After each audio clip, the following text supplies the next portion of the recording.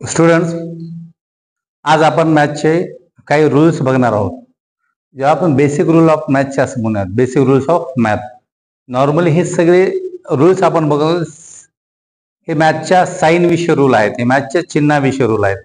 Normally काय होतं, जे स्कूल लेवलचे स्टुडंट आहेत, जेव्हा ते एखादा मॅथचा प्रॉब्लेम सॉल्व्ह करतात आणि जेव्हा त्यांना नंबर्सना साईन देण्याची वेळ येते तेव्हा ते थोडेसे कन्फ्यूज होतात की आम्ही ह्या नंबरला कुठलं साईन दिलं पाहिजे. तर ॲडिशनमध्ये, मल्टिप्लिकेशनमध्ये आणि डिव्हिजनमध्ये कुठले साईन दिले पाहिजेत या संबंधी आपण मुलांशी डील करणार आहोत.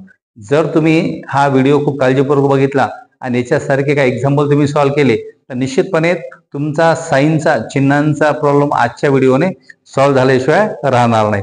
सुरुवातीला आपण बघूयात, आपल्याला ॲडिशनचे आपल्याला रूल्स बघायचे आहेत. मित्रांनो, ॲडिशन्समध्ये आपण असं बघूयात, आपल्याला एक नंबर दिलेला आहे 5, दुसरा नंबर दिलेला आहे 8.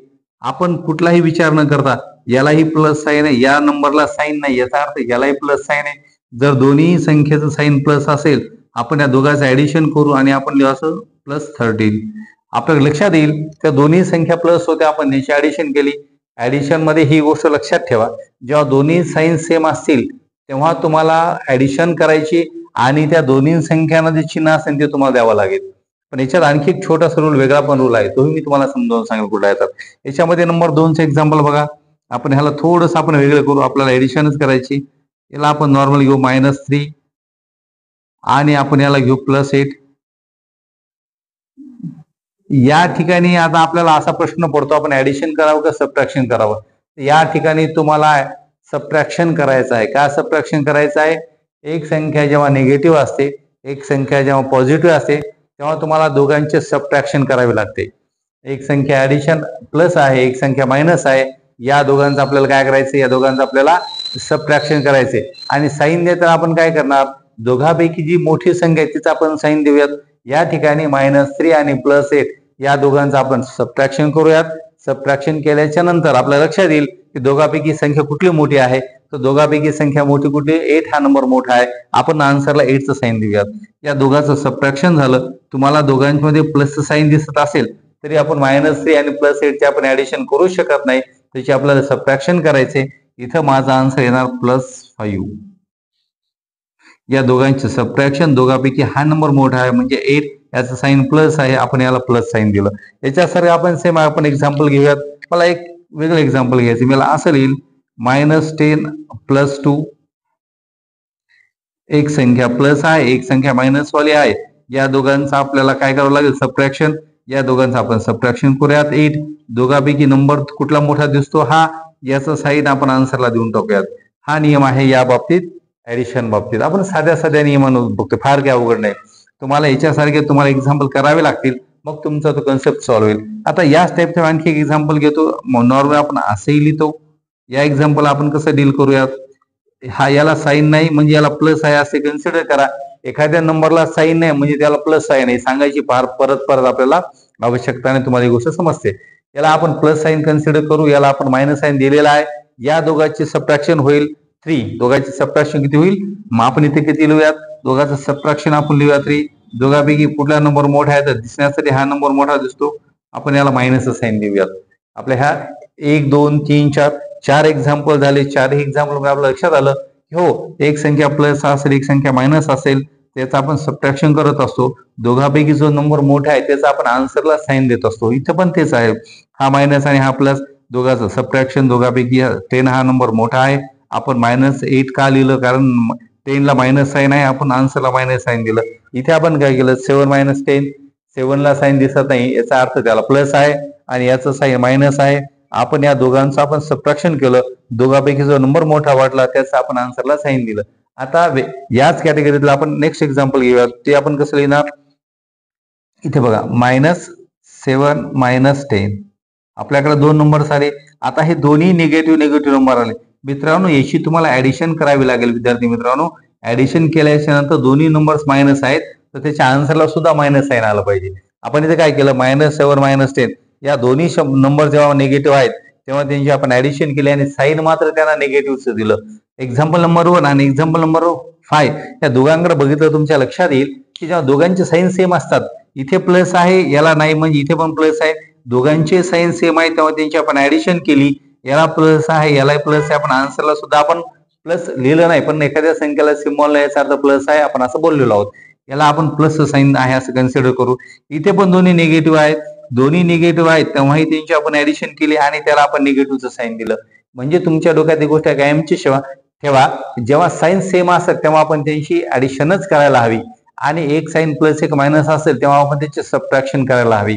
मी त्यामुळेच एक्झाम्पल फर्स्ट नंबरचं काय घेतलं, आपण दोघांना साईन प्लस प्लस दिले आणि त्याची ऍडिशन झाली त्याला +13. इथे आपण काय केलं, आपण दोघांच्याही साईन सेम आहेत -7 -10, इथे सुद्धा दोघांची ऍडिशन झाली, त्याला मात्र साईन कुठलं आलं -17. म्हणजे जेव्हा साईन सेम असतात तेव्हा ऍडिशन, साईन वेगवेगळे आहेत प्लस मायनस आहे तेव्हा मायनस आपण करूयात, तेव्हा आपण सबट्रॅक्शन करूयात. पण डोक्यात काय ठेवायचं, दोघांपैकी जी संख्या मोठी आहे त्याचं आम्हाला नंबरला आम्हाला साईन देणे आहे, ही रूल महत्वाचा आहे. आता आपण ऍडिशनचे रूल झाले, त्याच्यामध्ये सबट्रॅक्शनचे पण रूल्स आले. आता आपण मल्टिप्लिकेशन मध्ये रूल बघूयात. मल्टिप्लिकेशन मध्ये अत्यंत साधे रूल आहेत, तो तुम्ही केअरफुली बघा. मल्टिप्लिकेशन डिव्हिजनचे एक्झॅक्ट रूल सेम आहेत. तुम्हाला हे समजलं तर ऑब्विसली ते समजणार, ते समजलं तर तुम्हाला हे समजणार, काही वेगळे रूल नाहीयेत याच्यामध्ये. बघा आपला पहिला नंबर आला -3 इंटू आपण याला 4 घेऊयात. या दोघांचं मल्टिप्लिकेशन आपण सुरुवातीला करू, चिन्ह 1 मिनिट डोक्यात सोडून द्या. 4 3 जा 12, या दोघांचं मल्टिप्लिकेशन आपल्याकडे 12 आलं. पण आपण विचार असा करूयात की जर आपल्याकडे या संख्यामध्ये 3 ला आपण मायनस साईन दिलेला आहे आणि 4 ला साईन नाही, म्हणजे 4 ला प्लस साईन आहे, दोघांचा रिलेशन मल्टिप्लिकेशनचा आहे. नाही तर कोणाला असं वाटेल 4चं साईन इंटू आहे का, गुणिले आहे का, नाही.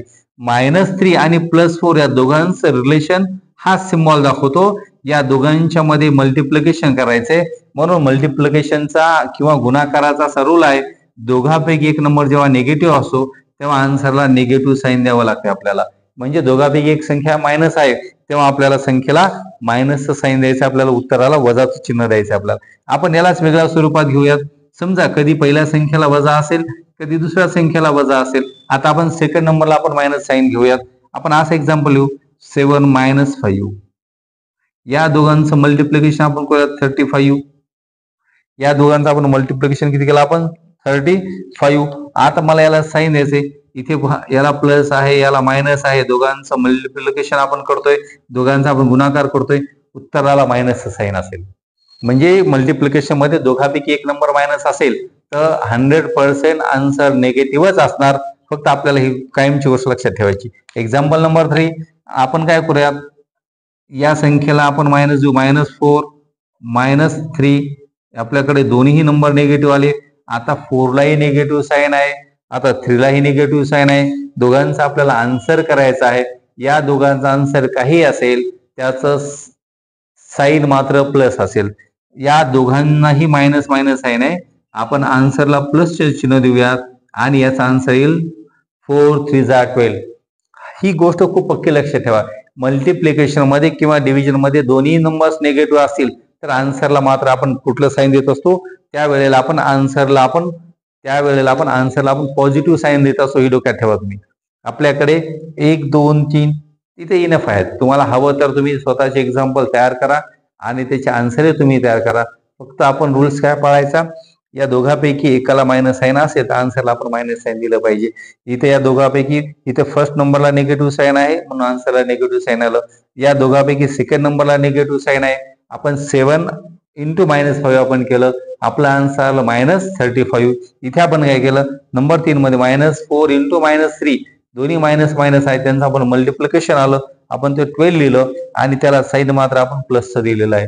हेच रूल्स कुठे कॅरी होतात, हेच रूल जशाला तसे आपण विचार केला कुठे लागू होतात, आपल्याला डिव्हिजन मध्ये लागू होतात. डिव्हिजन मध्ये सुद्धा आपल्याला इथं आपल्याला बघायचंय की इथं आपल्याला कुठले रूल्स वापरायचे. हे रूल्स आणि हे रूल्स सेम आहेत, फक्त आपल्याला डिव्हिजन आहे म्हणून तिथे मी एक्झाम्पल घेतोय.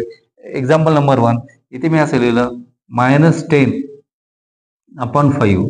डिव्हिजन मध्ये या दोघांपैकी एकाला आपण मायनस साईन असेल तर आन्सरला मायनस साईन आपण दिलंच पाहिजे. 5च्या टेबलमध्ये 10 हा नंबर 2 ला येतो, मग त्याला आपण असंही लिहू शकतो, त्याला असं केलं तरी चालेल. आपण 5 1 जा 5 5 2 जा 10, याचा अर्थ आपल्याकडे आन्सर आलं -2. या दोघांपैकी एकाला मायनस साईन असेल तर आपला आन्सर मायनसच यायला हवं. एक्झाम्पल नंबर 2 आपण याला असं करू, -10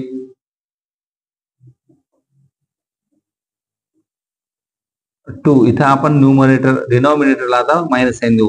विद्यार्थी मित्रांनो, ही गोष्ट लक्षात ठेवा, फ्रॅक्शन मध्ये जरी डिनॉमिनेटरला मायनस साईन असेल तरीही ते न्यूमरेटरलाच आहे असं कन्सिडर केलं जातं. इथे जरी आपण -2 डिनॉमिनेटरला आपण मायनस साईन देत असू तरीही हे साईन न्यूमरेटरला आहे असंच कन्सिडर केलं जातं. हे चिन्ह वरच्या संख्येला जात असतं. त्याच्यामुळं याच्यामध्ये आणि याच्यामध्ये फारसा डिफरन्स नाही. पण तुम्हाला समजावं, न्यूमरेटरला किंवा डिनॉमिनेटरला कुठलाही एका नंबरला मायनस साईन असेल तर त्याचा आन्सर हे निगेटिव्ह मध्ये मायनस मध्ये असणार आहे. 2 1 जा 2, 2 5 जा 10. इथे मायनस साईन आहे म्हणून इथं आपण आन्सरला मायनसचं साईन दिलं. जे आपलं उत्तर आलं त्याला आपण काय केलं, आपण मायनसचं साईन दिलेलं आहे. आणि याच सिक्वेन्स मधला लास्ट रूल आता आपला असा असणार आहे आपला. आपण घेऊयात -20 अपॉन -5. या दोघांनाही निगेटिव्ह साईन आहे. 5 1 जा 5, 5 4 जा 20. जर दोघंही मायनस असतील तर आन्सर मात्र त्याचं पॉझिटिव्ह येत असतं. दोघंही निगेटिव्ह असतील तर त्याचा आन्सर मात्र पॉझिटिव्ह येत असतं. परत एकदा बघा, डिव्हिजन मध्ये दोघांपैकी एक नंबर निगेटिव्ह आहे, त्याचा आन्सर निगेटिव्ह. दोघांपैकी न्यूमरेटर निगेटिव्ह आहे तरीही आन्सर निगेटिव्ह. इथे मी डिनॉमिनेटरला निगेटिव्ह साईन दिलेला आहे तरीही आन्सर निगेटिव्ह मायनस साईन मध्ये असेल. इथे मात्र -20 -5 या दोघाला आपण डिवाइड केलं, आपल्याकडे आन्सर आलं त्यावेळेला +4. म्हणजे डिव्हिजन मध्ये आणि मल्टिप्लिकेशन मध्ये रूल्स सेम आहेत. तुम्हाला फक्त जास्त लक्षात काय ठेवायचे ते ऍडिशनचे रूल्स. ऍडिशन मध्ये 1 2 3 4 5 एक्झाम्पल घेतले मी. मल्टिप्लिकेशन मध्ये आणि डिव्हिजन मध्ये आपण 3 एक्झाम्पल घेतले. तुम्हाला जर हे रूल्स खूप छान पद्धतीने लक्षात ठेवायचे असतील तर तुम्हाला सातत्यानं ते एक्झाम्पल्स घरी करावे लागतील, तर तुमच्या ते लक्षात असेल.